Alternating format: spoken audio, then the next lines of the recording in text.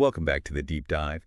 Today we are cracking open some really fascinating sources, all focused on one vital concept, perfusion. Mhm. And our mission, really, is to give you a shortcut, a clearer path to understanding how these core blood flow problems can, well, spiral into major maternal health crises. Hmm. We're talking things like preeclampsia, Yeah. hemorrhage. Serious stuff. Okay, let's unpack this. Perfusion, it sounds technical, but we're basically talking about the body's, ultimate delivery service, right? Keeping everything running. Exactly. Yeah. Simply put, perfusion is just the blood flow getting to the tissues and organs. Right. It's delivering the oxygen, the nutrients, all the good stuff.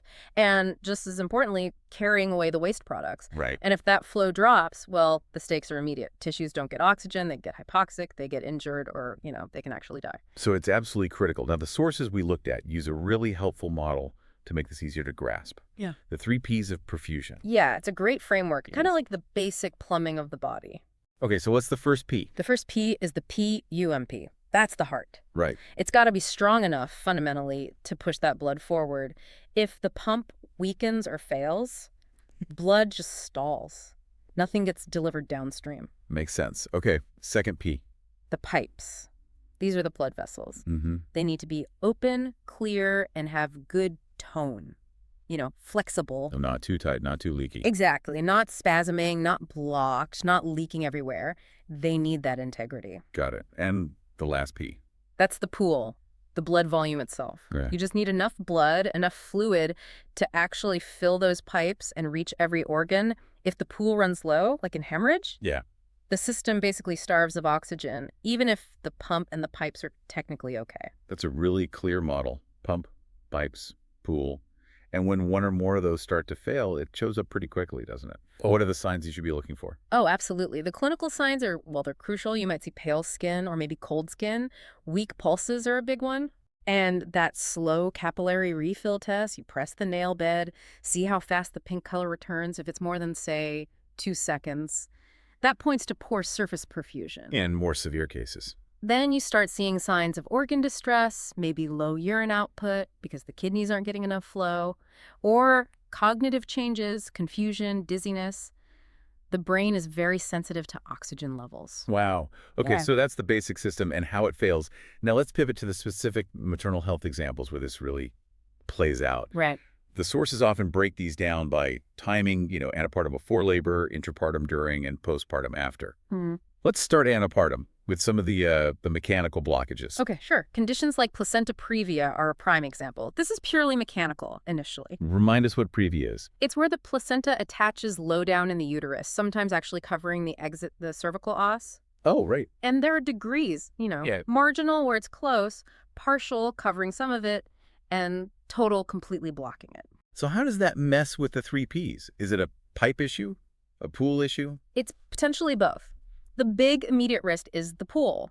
If the cervix starts to dilate or if there's any separation, you can get massive sudden bleeding, a huge drop in volume. Yeah. But it's also a PIPE risk for the baby. The placenta itself could get compressed or damaged, cutting off that vital flow to the fetus. So management must be super careful. What's the key takeaway? Well, the absolute must-know for the pregnant person is Yep. report any bright red vaginal bleeding, even if it seems small at first. Immediately. Immediately. And for providers, the critical rule, no vaginal exams if you suspect previa. You confirm with ultrasound first. You don't want to poke around and trigger that hemorrhage. Right, makes sense. Okay, what about another antepartum problem? Placental abruption.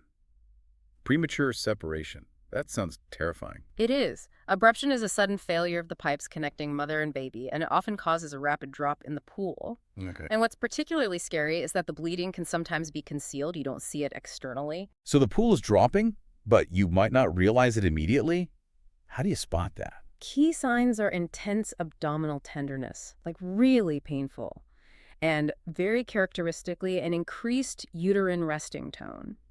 The uterus feels hard, board-like between contractions, or even constantly. Ah, indicating trapped blood. Exactly. And providers might track abdominal girth, literally measuring around the belly to see if it's increasing, which suggests internal bleeding. Monitoring that pool is critical. Okay, one more mechanical one, this time usually during labor. Prolapsed umbilical cord. Yeah, this one's an acute PIPE failure. Pure and simple. What causes that? Often things like a breech baby, or too much amniotic fluid polyhydramnios, or maybe when the water breaks before the baby's head is firmly down. And the cord slips out first. Right, slips down ahead of the baby and then gets compressed between the baby and the pelvis or cervix. Instantly cutting off the baby's oxygen supply. Instantly. It's an emergency. What's the immediate action? Non-negotiable. Call for help loud and clear. Get the mother into a position like Trendelenburg, head down, feet up or knee chest. Use gravity. To take pressure off the cord. Exactly. And someone, usually a nurse or doctor, has to insert a sterile gloved hand into the vagina and physically push the presenting part off the cord. Wow. And keep their hand there, relieving that pressure until the baby can be delivered, usually by emergency C-section. You're literally holding that perfusion pipe open. Okay, so those are the sort of immediate plumbing failures. But now we need to shift gears, right, to something more insidious. A condition that starts with poor perfusion but becomes this whole body crisis. Here's where it gets really interesting physiologically speaking. We're talking about preeclampsia. Right. And this isn't just, high blood pressure during pregnancy. It's so much more complex. It's really a systemic vascular disease. And it starts where? It starts fundamentally with the placenta not implanting correctly early on. The blood vessels that should grow deep into the uterine wall don't develop properly. So the placenta itself isn't getting enough blood flow. Exactly. It experiences ischemia, a chronic lack of oxygen. And that triggers a reaction. A huge reaction. The oxygen-starved placenta basically panics and sends out chemical distress signals into the mother's bloodstream. The sources we looked at really highlight one called SFLT1, soluble FMS like tyrosine kinase 1. Okay, SFLT1. And what does that chemical do to the mother's system? It's essentially an antagonist. It floats around and blocks the normal signals that tell the mother's blood vessels to, well, stay healthy, stay relaxed, maybe even grow a bit to support the pregnancy. So it interferes with normal vessel function. Profoundly. It causes the endothelium, that critical inner lining of all her blood vessels, to start breaking down. The pipes themselves become damaged system-wide. Okay, damaged pipes. What are the immediate consequences of that endothelial breakdown? Two main things happen, almost simultaneously. First, the vessels lose their ability to produce nitric oxide. Which normally helps them relax. Right. So without it, they clamp down uncontrollably. You get widespread vasospasm. Okay, spasm. What's the second thing? The damaged lining becomes leaky, porous. The pipes start leaking fluid. Leaking fluid. Where does it go? Not out of the body, right? No, it leaks from inside the blood vessels into the surrounding tissues. We call that third spacing. Ah, okay. So this is why patients can look really swollen, really edematous. Exactly. That's a key point. They look swollen because fluid is outside the vessels, but crucially, inside the vessels, their actual blood volume, the pool, can be dangerously low. They're effectively volume depleted intravascularly. That's such a paradox. Swollen, but internally dry. Hey. And the sources mentioned something specific leaking out too, didn't they? A protein. Yes, very important. Albumin. It's a major protein that normally helps hold fluid inside the blood vessels. Like a sponge. Sort of, yeah. It maintains oncotic pressure. When the vessels get leaky, albumin leaks out too. And losing albumin makes the volume drop even worse. Definitely. And that significant drop in effective blood volume triggers the body's alarm system, the RAAS system, renin-angiotensin-aldosterone system. Okay, RAAS. Normally, that system kicks in to raise blood volume and pressure, right? So if the body thinks the pool is low, why doesn't RAAS help here? Why doesn't it fix the low volume? That is the absolute cruel irony of preeclampsia.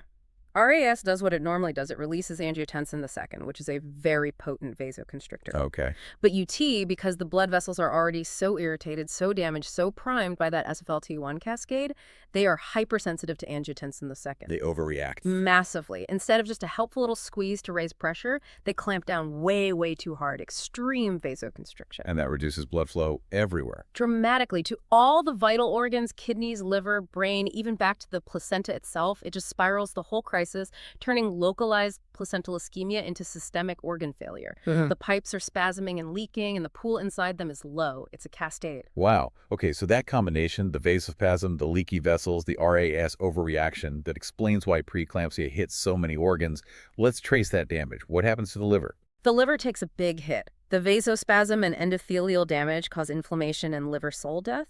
Okay. As those cells die, enzymes trapped inside them leak out into the bloodstream. That's why you see elevated liver enzymes on the blood All right, test. the EL and HELLP. Exactly. And the damaged liver also struggles to produce stuff it normally makes, like albumin worsening the leakiness and, crucially, clotting factors. Ah, so problems with clotting too. Yes. Fewer clotting factors, often combined with low platelets, which is the LP and HLP, sets the stage for HLP syndrome, hemolysis, elevated liver enzymes, low platelets. It's a severe variant. And symptoms. What would the patient feel?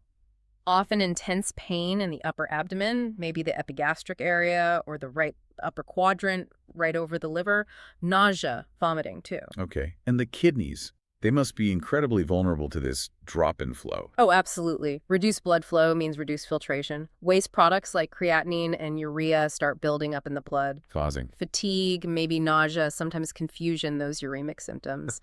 And remember aldosterone from the RAS system. Yeah. It tells the kidneys to hold on to salt and water, which in this leaky state just makes the overall swelling, the edema, even worse, even though the intravascular volume is still low. So the kidneys are getting damaged and the RAAS is making the swelling worse. Is there a lab marker for kidney injury here? A key one is serum creatinine. A level above, say, 1.1 milli-GDL is a definite sign of kidney dysfunction in pregnancy. This really does sound like a systemic mutiny, like the body is attacking itself. The pressure on everyone involved must be immense. And the brain, that's the ultimate fear, right? Progression to seizures? yes, the CNS central nervous system, Yeah. that triple threat. Vasospasm cutting flow, plus extreme high blood pressure pounding the vessels, plus leaky vessels. Yeah. It can lead to swelling in the brain, cerebral edema. And the symptoms leading up to that? It often starts with a severe headache that won't go away. Visual disturbances are common: seeing spots, blurry vision, dizziness, maybe altered consciousness. And if it progresses, if the blood pressure hits severe range, like 160, 110 or higher, and you have these symptoms, that's severe preeclampsia. The terrifying jump to eclampsia itself is defined simply by the onset of seizures, a neurological crisis triggered by the vascular chaos. Okay, so the crisis really centers on that brain hyperexcitability and the dangerously high BP. How do clinicians fight back? What are the key interventions to try and stabilize perfusion and prevent the worst? Well, they really target those two core problems, the seizure risk and the hypertension. Let's start with the seizure prevention. Magnesium sulfate, MgSO4. It's not really a blood pressure drug, is it? Its main job is different. Exactly. It's primarily a neuroprotector. Its main goal is to prevent or treat those eclamptic seizures. How does it work? What's the mechanism? It works directly on the brain. It calms down the electrical storm by blocking NMDA receptors. NMDA receptors. Yeah, think of the NMDA receptor as, like, the brain's main on switch, its primary excitatory pathway. Preeclampsia causes irritation and inflammation that makes the brain hyperexcitable. Magnesium blocks that on switch, reducing the excitability, calming things down. That sounds powerful. So monitoring must be absolutely critical if you're dampening brain activity. Oh, absolutely. It has a narrow therapeutic window, usually aiming for a level between 4 and 7 AQL. And what are you watching for? Key assessments are level of consciousness, definitely respiratory rate. Too much mag can suppress breathing. And reflexes. Loss of deep tendon reflexes, particularly the patellar reflex, is an early sign of toxicity. Hyperreflexia. Right. And you also need to ensure good urine output, at least 30 milliliters per hour, because the kidneys excrete the magnesium. If they aren't working well, the levels can rise dangerously. And there's an antidote. Always have it ready. Calcium gluconate. It directly counteracts the effects of magnesium. Okay, so that's seizure prevention. What about tackling the dangerously high blood pressure itself? The sources mentioned labetalol. Yes, labetalol is often a first-line choice. It's considered quite, well, gentle and balanced for this situation. Why balanced? I remember reading it has kind of a 2-in-1 action. That's right. It combines alpha blockade with beta blockade. Okay, break that down. Alpha blockade does what? Alpha blockade works on the blood vessels. It blocks the alpha receptors that normally respond to signals telling them to constrict. So blocking them causes vasodilation, the vessels relax, and the pressure comes down. Okay, lowers the pressure. What does the beta blockade part do? Why is that important? That's the clever part. If you drop someone's blood pressure really quickly with just an alpha blocker, the heart often tries to compensate by beating much faster. That's called reflex tachycardia. Which could be stressful, dangerous even. Especially in this fragile situation, yes. The beta blockade component of labetalol prevents that reflex tachycardia. It protects the heart, keeps the heart rate stable while the pressure comes down. It allows for a smoother, more controlled reduction in blood pressure. Ah, okay. So it's a more balanced way to lower the pressure without stressing the heart. Got it. Okay, we've covered the mechanics, the preeclampsia cascade, the interventions. We should briefly touch on the postpartum period, too. Flow and perfusion are still critical after delivery, right? Two big issues come to mind. Absolutely. The most immediate postpartum threat is postpartum hemorrhage, or PPH. Defined as how much blood loss? Typically blood loss over 1,000 milliliters. Whether it's a vaginal or C-section birth now, it's a massive failure of the pool. And what's the most common reason for that sudden drop in the pool? By far the most common cause is uterine atony. The uterus just fails to contract firmly after the placenta is delivered. Why is that contraction so important? Because the placental site is basically a large wound inside the uterus full of open blood vessels. The powerful contraction of the uterine muscle fibers is what clamps those vessels shut. If the uterus is boggy, floppy, those vessels just bleed freely. Huge volume loss, very fast. Other causes can be trauma, like tears, or maybe bits of placenta left behind. And the interventions are immediate, physical. Very much so. Priority number 1 is vigorous fundal massage, physically stimulating the uterus to contract. Emptying the bladder helps too, as a full bladder can impede contraction. Yeah. Then monitoring closely for signs of shock, getting IV access, and giving medications uterotonics like oxytocin, carboprost, misoprostol drugs, specifically designed to make that uterus clamp down hard. Okay, hemorrhage is one. What's the other common postpartum issue related to perfusion, indirectly? Infection. Right. Endometritis, an infection of the uterine lining. How does infection link back to perfusion? Well, infection triggers inflammation, and inflammation messes with local blood flow, the pipes in that area. Inflammation causes vasodilation locally, makes vessels leaky, brings in immune cells, all of which can interfere with the normal healing process and uterine recovery, which relies on good, controlled perfusion. What are the signs of endometritis? Typically fever, chills, feeling generally unwell, malaise, abdominal pain, or uterine tenderness when you palpate the belly. And the really key sign is often foul-smelling lochia, the postpartum discharge. In treatment is? Primarily antibiotics to clear the infection, plus supportive care rest, fluids, pain relief to allow the body and the local perfusion to get back to normal. Okay. Wow. So what does this all mean? We've journeyed from the simple idea of pump, pipes, pool, to seeing how a failure in that basic plumbing, maybe starting with just poor placental perfusion, can trigger this like chemical panic signal, SFLT1. Right. And that signal then systematically attacks the mother's vascular lining, the endothelium, leading to vasospasm, leaky vessels, this RAAS overreaction. Yeah, a complete breakdown. Affecting every major organ, liver, kidneys, brain, and potentially culminating in emergencies like AGLP or eclampsia. Yeah. It really shows how interconnected everything is. It absolutely does. That journey, from what seems like a localized problem, just the placenta not getting enough oxygen to a full-blown, life-threatening systemic disease, it really underscores just how critical and how delicate the balance of blood volume and vascular tone is. Maintaining the integrity of those tiny endothelial linings is quite literally life-sustaining. A really powerful takeaway for you thinking about these complex systems. Now, here's a final thought to maybe chew on something the sources mentioned, but we didn't fully unpack. Betamethasone, a corticosteroid, is often given in high-risk preterm situations.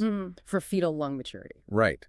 But knowing what we've just discussed about the intense inflammation and chemical cascade damaging the mother's organs in conditions like severe preeclampsia, why might a drug primarily used to fight inflammation also be standard practice to help prepare the fetus during these maternal perfusion crises? What does that maybe suggest about the role of inflammation, not just as a danger, but maybe also as a signal in fetal readiness, something for you to explore as you keep connecting these dots?